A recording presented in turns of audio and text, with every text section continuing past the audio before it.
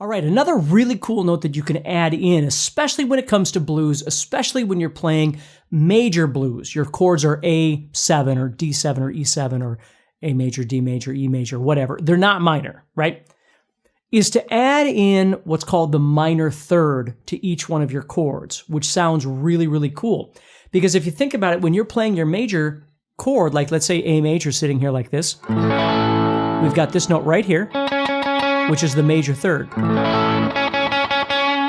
Well, when we play pentatonic, we don't play that note. We play around that note. Minor pentatonic does not have this note right here, okay, which is the C sharp. It doesn't exist. So what we do is we take our minor pentatonic and we learn to add in this major third by doing what I've always referred to as the minor major twist. And basically what you're going to do is when you're playing and you want that major third, we could go to it by going to the minor third first. And I say minor third, it's the note that makes the chord sound minor.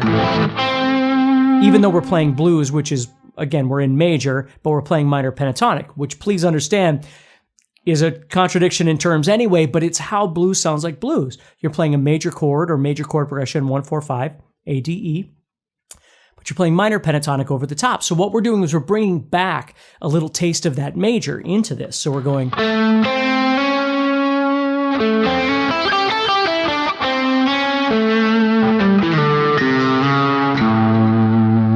So it sounds really cool when you use it as a hammer-on or forward motion. Now, you don't actually have to hammer it. You know, you could pick them.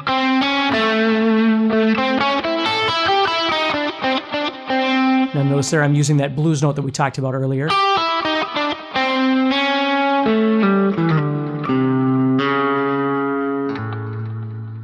Kind of cool, huh?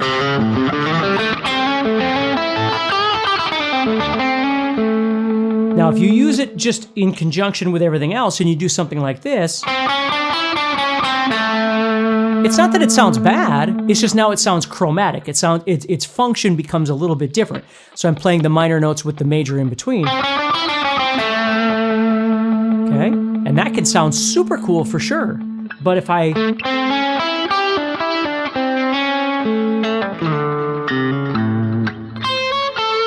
There's the higher octave of that.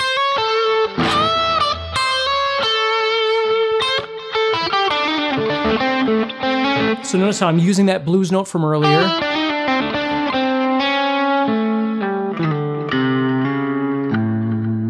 Now, what else is really cool about that note is that it doesn't always have to resolve to the root. I might be descending. And notice how it feels like I'm home because I went to the A. But I could just end on that note over that A. And that sounds really cool. Okay? So there's lots of different ways that you can use that. Now, if we go back to like Jimmy Page, I mean, there's a million places we could look at something like this. But if we took that major third that we're adding into this scale right now, and we added the seventh, which is what makes a chord sound bluesy, right? We have a major chord, and when we take that pinky off, we're adding in this note right here, which is G. And that G makes that chord sound like an A7 or what we call A dominant 7. Well, that note is a really great bluesy sound to try and emphasize. So now all of a sudden, instead of just emphasizing the A, we could emphasize the major third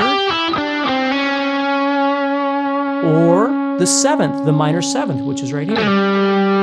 It's just a whole step back from the root. Just think of it that way. Wherever you have an A, if you go back a whole step, you're going to have your G.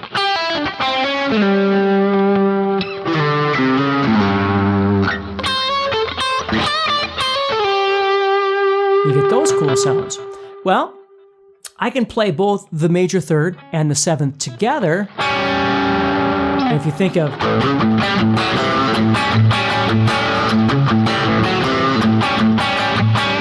that sound, right, from like Rock and Roll by Led Zeppelin, that's what he's doing, is he's using the dominant seventh, or the minor seventh in this case right here, and that major third, and he's getting that sound. And I might even slide into it.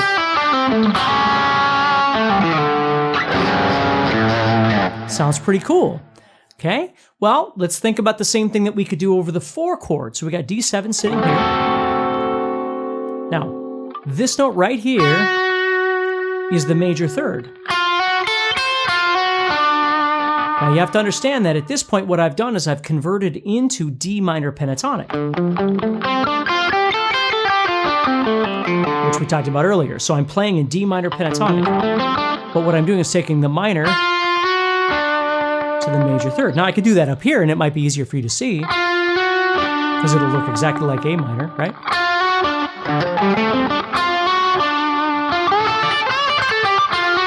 And then the 7th is right there.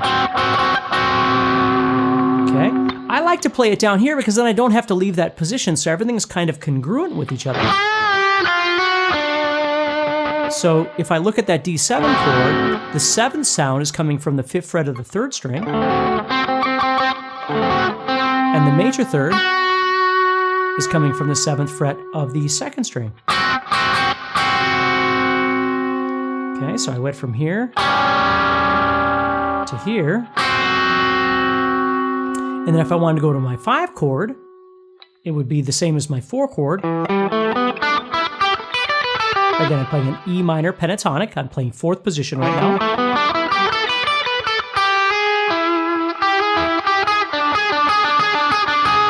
And I got that sound over the 5, over the 4, over the 1. Well, get this. So I'm going to leave that middle finger where it is, but I'm going to take this first finger, which is at the 5th fret, and I'm going to put the octave, which is the 8th fret of the 2nd string. So I wind up with 6 and 8. So how cool is this? Over the 1 chord, we could play over the 4 chord. How weird is that? And over the 5 chord, and then over the 1 chord. Okay, so there's some super great creative things that you can do. And what I want you to be thinking about this entire time isn't how can I use all of these as quick as possible, but how can I really absorb this idea and make it something that I could use in my playing, which is really, really important.